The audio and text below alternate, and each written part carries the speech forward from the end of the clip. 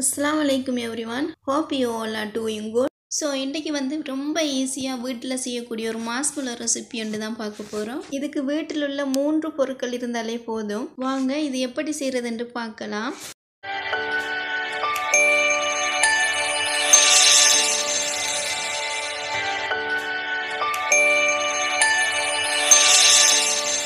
மாஸ்குலோ செய்கிறதுக்கு மெயினாக நமக்கு ஜெலடின் தேவைப்படும்.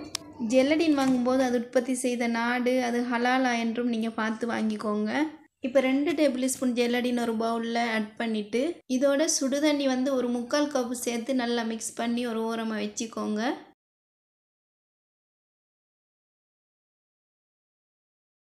அடுத்து ஒரு பவுலில் ஹார்ன் ஃப்ளோர் 1/2 கப் சேர்த்துட்டு சீனி அரைத்து எடுத்திருக்கேன் நான், அதுலேயும் ஒரு 1/2 கப் சேர்த்துட்டு இப்போ ரெண்டையுமே ஃபில்டர் வைத்து நல்லா சலித்து எடுத்துக்கணும்.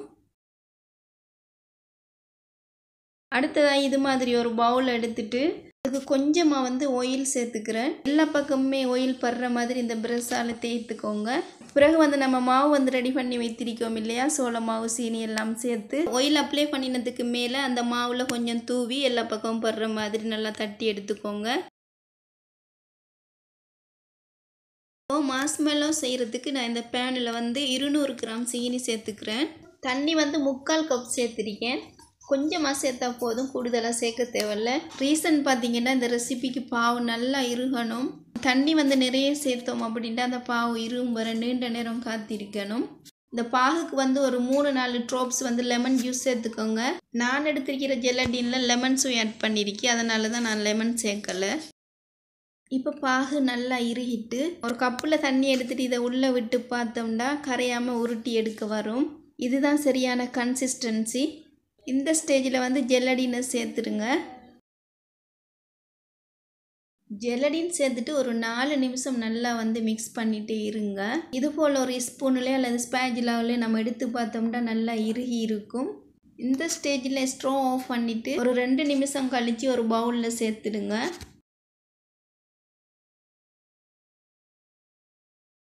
இப்போ ஒரு பீட்டரால் நல்லா பீட் பண்ணி எடுக்கணும். இதில் ஸ்பீட்டை ஹையில் வைத்துக்கோங்க. அடுத்தது இதோட ஒரு டீஸ்பூன் வெனிலா எசன்ஸ் சேர்த்துக்கிறேன்.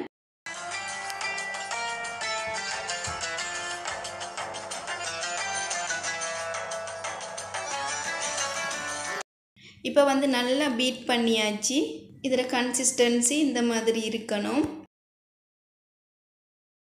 இப்போ நான் இதை 2ஆக பிரித்துட்டு ஒரு பகுதிக்கு மட்டும் பிங்க் கலர் சேர்க்க போகிறேன்.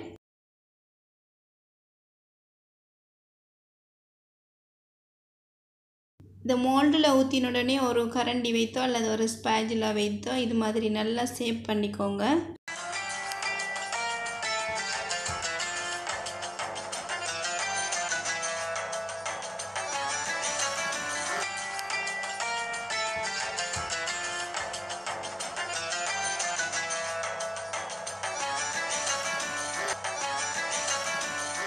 அடுத்த லேயராக பிங்க் கலர் சேர்த்துட்டு நான் ஷேப் பண்ணியிருந்தேன், ஆனால் கேமரா ஆன் பண்ண மறந்துட்டேன்.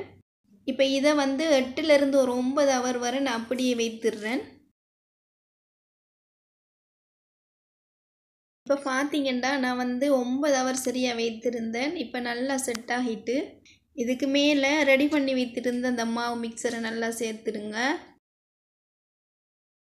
அடுத்து மாஸ்பழம் கட் பண்ணுற இடத்துல அந்த கட் பண்ணுற கத்தியில் எல்லாத்துலேயுமே நல்லா மாவு தூவிக்கோங்க. அப்போ தான் லேசாக வெட்டலாம், இல்லாட்டி பார்த்தீங்கன்னா ஸ்டிக்கியாக ஒட்டிக்கிட்டே இருக்கும்.